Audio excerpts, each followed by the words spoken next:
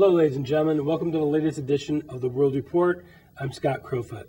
We'd like to welcome Denmark, Bangladesh, Serbia, and Nigeria to our growing list of viewers of the World Report, and we value each and every one of you. On today's show, John Boehner hangs on. King Dollar hits an 11-year high. The fracking revolution does for national security what President Obama seems incapable of. The rise of anti-Islamic movement grips Europe, and our history segment explore the man most responsible for ending the Cold War. And now to our top stories. Congress officially shifts power to Republican control, but with its current pathetic leadership, we don't expect much to change. As we welcome in 2015, we also see more debt, deficits, and an eroding of security due to the war on cops.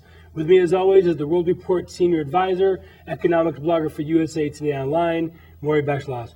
Maury, this anti-police movement is really disgusting. Well, it's more than disgusting. There have been statistics shown in the last few days that the police aren't even going into certain places anymore. Their murder rate is up 34% in the last, I believe, the last 8 or 10 weeks. They will, petty crimes, they don't even bother with anymore. The police is rebelling against the basic directives that are coming out of de Blasio's office, saying that the police are too heavy-handed and they should back off. Well, they're backing off with a vengeance. And this is not just happening in New York City. This is going on all around the country. It's starting to. And yes. There's a Occupy Wall Street type movement behind this, and the signs are all professional signs. They're not handmade signs anymore, and they directly relate to the Communist USA Party. So this is an orchestrated event, as most of them are. It's much worse than Occupy Wall Street. That was sort of a ragtag bunch of college kids who probably never attended classes, so they went around the country looking ugly and stupid. Drinking beer and sleeping in the park. Exactly. Now, this is an orchestrated movement in order to break the back of our legal system, which is the only organization that stands behind a civilized United States of America and total denigration of any kind of authority. Yeah, and if you do have this kind of chaotic activity going on, it's going to make security for everyone in the country a lot more insecure. The thing that I'm concerned about the most is that the rhetoric that's coming out of some of the top leadership positions tends to be flaming the fans here. And I'm not sure where this ends, but it can't end well. Well, I think it's more than that. I think it's orchestrated to do that. I think when you get the Attorney General of the United States, who I guess has resigned, but they haven't gotten the successor in yet, Holder, and you've got the President of the United States talking about the fact that his people are the ones that are being picked on. Everybody knows what he means by that, and I think most people have given up.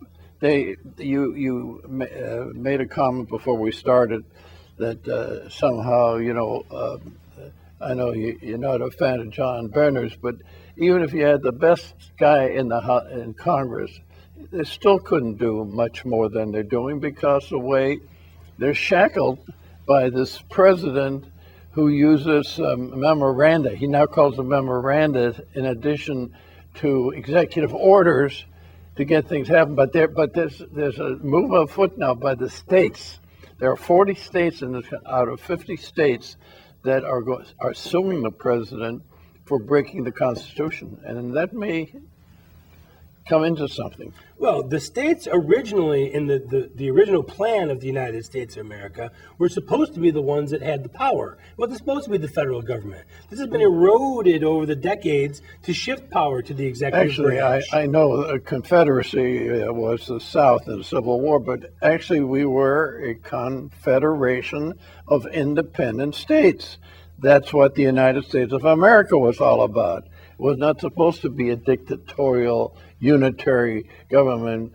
They offered George Washington the kingship, Actually, if he had wanted it, he could have started a dynasty. But he said no. The whole idea of the United States of America was Representative government. exactly where farmers would come in for 6 months out of the year, or 3 months, go back to the farm, representing the will of their particular constituents. Yeah, and it wasn't supposed to be a lifelong career to be a politician. It wasn't supposed to be self-serving. You were supposed to be serving the people, which is a complete opposite of what's going on today.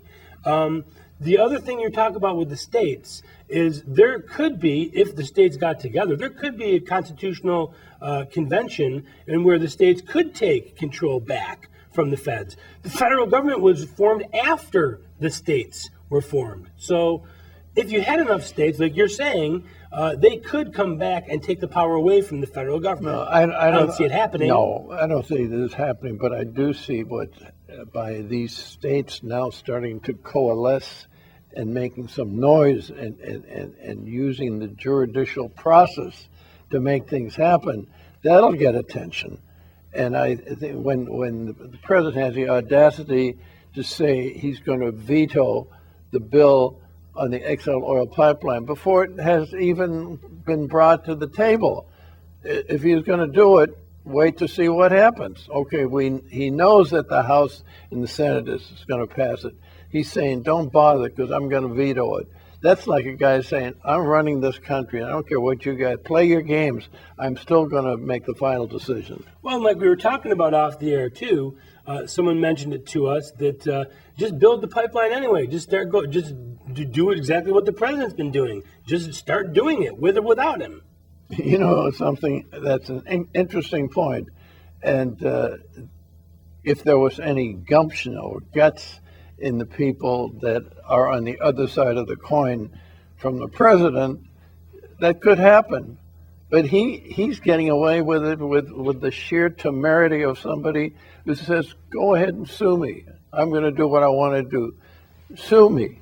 He doesn't say, come to the White House and attack me. He's saying, sue me. So he's saying, I'm going to do, a lot of people thought because presidents like to have a legacy, they have a library, they like to be remembered by historians and so on. They thought that Obama was going to take the last couple of years and become a gentleman and do things the way gentlemen do things and kind of back off a little. I don't think it's in his character. It's going to be just the opposite. This guy is going to go bonkers. I really do. The first statement he made as he was becoming president was the fundamental transformation of America. Now, you don't fundamentally transform something unless you despise it and want to change it completely. You'd never say that to your wife, that you wanted to fundamentally transform her. No, that sounds more like Adolf Hitler. You would know more about that than me, coming from Germany. And being trained by those awful people. Now, 2015, we're coming in with much more regulation. The Obamacare mandates are going to start to pop up now, the employer mandate. What do you see on the horizon in terms of taxes, costs, and burdens coming to the American people in 2015? I don't see in 2015, you've got 2 years of, the next election will be the presidential election as well as like the midterm. It'll be, this time there will be more Republicans being challenged. I don't see a lot of things happening. I see reaction to foreign policy problems in exactly the way they have been, by copping out and giving in. Look, you got the Cuba situation and you've got the Mexican immigration situation done by fiat, by order, by executive order. There are going to be 5 million people that are going to be added to the workforce. They'll be getting Social Security, they'll be getting food stamps.